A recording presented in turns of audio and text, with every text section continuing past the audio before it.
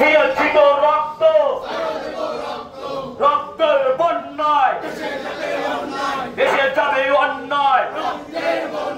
আমার ভাইয়ের রক্ত, অসীমের রক্ত, মুগ্ধের রক্ত, আবু সাইদের রক্ত, এসিদের পুনর্বাসন সুপ্রিম কোর্টে হবে না, হবে না রে, হবে না, সুপ্রিম কোর্টে হবে না,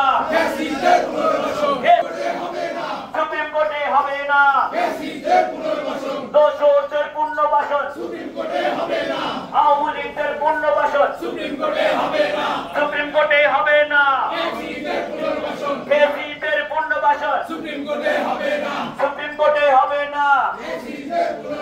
দিয়েছি তো রক্ত, দিয়েছি তো রক্ত,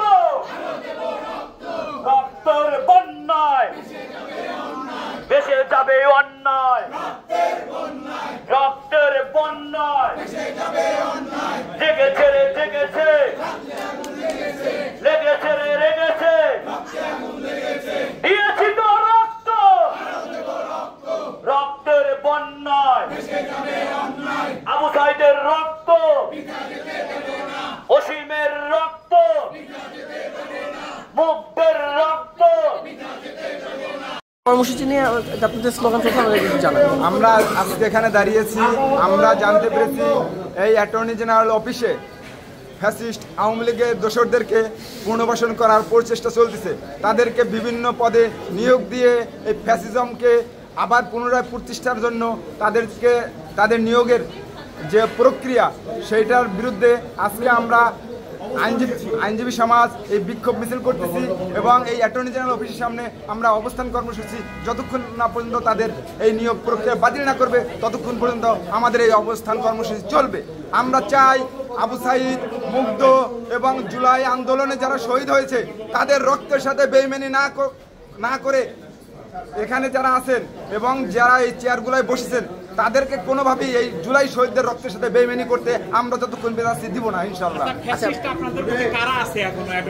এই বর্তমান অ্যাটর্নি জেনারেল অফিসে ফ্যাসিস্ট আওয়ামী লীগের আমলে নিয়োগপ্রাপ্ত ডেপুটি অ্যাটর্নি জেনারেল বর্তমানে কর্মরত আছেন এবং যে বিগত যে নিয়োগ পেয়েছেন তারা হচ্ছে আওয়ামী লীগের পদধারী এবং বিভিন্ন পদে তাদের ফুটেজ ছবি সহকারে আছে যেগুলো আমরা দিয়েছি, তারাও এখন পর্যন্ত বহাল আছে এবং বর্তমান যে নিয়োগ প্রক্রিয়া চলমান সেখানেও আমরা দেখতে পাচ্ছি বিভিন্ন আওয়ামী লীগের নেতাকর্মীদেরকে ডেকে ডেকে এনে এখানে পুনর্বাসন করার চেষ্টা চলছে, যার প্রতিবাদে আমাদের এই আজকে অবস্থান কর্মসূচি চলছে। 5 আগস্ট পরবর্তী সময় আমরা দেখেছি যে আপনারা যেমনটা বলছেন যে ফ্যাসিস্টের পুনর্বাসন হচ্ছে, আমরা যতদূর জানি যে তারা তো এই মুহূর্তে নাই, তাহলে এইভাবে এখানে কিভাবে আপনাকে আমি বলি যারা পালিয়ে গেছে তারা পালিয়ে গেছে,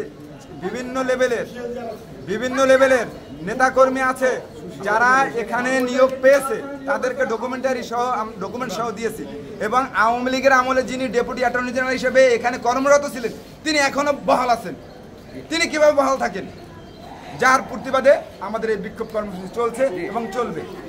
নিয়োগ হয়েছে অ্যাটর্নি জেনারেল অফিসের প্রত্যেকটাতেই 10 জন 15 জন করে ফ্যাসিস্টের লোকজন নিয়োগ ছিল। আমরা প্রতিবাদ করার পরে কিছু বাতিল করছে, কিছু বাতিল করে নাই এবং আমরা ছবি সহ ফৌজদারি নেতাদের আওয়ামী লীগ দূষরদের ফৌজদারি নেতাদের ছবি সহ এবং পদ সহ অ্যাটর্নি অফিসে জমা দেওয়ার পরেও তাদেরকে এখনো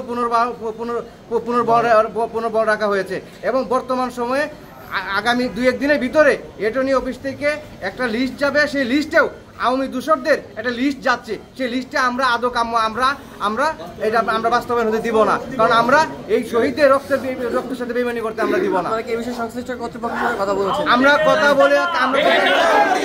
বলেছি কিন্তু তারা বলছে বিষয়টা দেখবে। আমরা অথরিটির কাছে বলার পরে তারা আমাদেরকে আশ্বস্ত করেছে বিষয়টা দেখবে, কিন্তু তারপরেও প্রতিবারেই তারা এই কাজটাই পুনর্বাসনের চেষ্টা চলছে।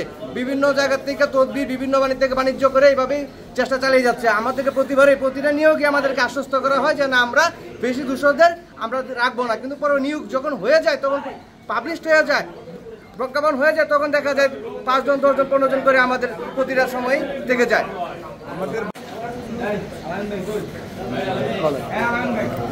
আপনাদের এই যে দাবিগুলো আপনি যেমনটা বলছেন যে আপনাদের এখানে ফ্যাসিস্ট পুনর্বাসনের চেষ্টা করা হচ্ছে, কিভাবে করা হচ্ছে যদি অবশ্যই শুরু থেকে হচ্ছে এখানে পুনর্বাসন করার, সেটা হচ্ছে আপনার হচ্ছে আওয়ামী লীগের সেই শীর্ষ নেতারা যে কজন গেছে, কিন্তু বাকি যে ফুটফুটে বাচ্চাগুলো আছে তারা তো রয়ে গেছে বাংলাদেশে, সবগুলো নিয়েই তো যেতে পারে নাই। এই তাদেরকেই পুনর্বাসন করতেছে শুরু থেকে, দোষরা আছে তাদেরকেই পুনর্বাসন করছে বিভিন্ন আপনার নিয়োগের মাধ্যমে, বিভিন্ন পদের মাধ্যমে, বিভিন্ন ডিপার্টমেন্টে ওদেরকে পুনর্বাসন করছে। সেই আন্দোলনে আমরা এখানে সবাই সমবেত হয়েছি যে এত এই যে জুলাই যোদ্ধা এখানে কত 30 লক্ষ হচ্ছে ছাত্ররা এখানে পঙ্গুত্ব বরণ করেছে। তো এত রক্তের বিনিময়ে যে এই যে আমরা ওই যে আপনার জুলাই পাইলাম, এদের হচ্ছে মানেটাই জিরো হয়ে যাচ্ছে। নিরপেক্ষ, সত্য প্রকাশে আপোষহীন।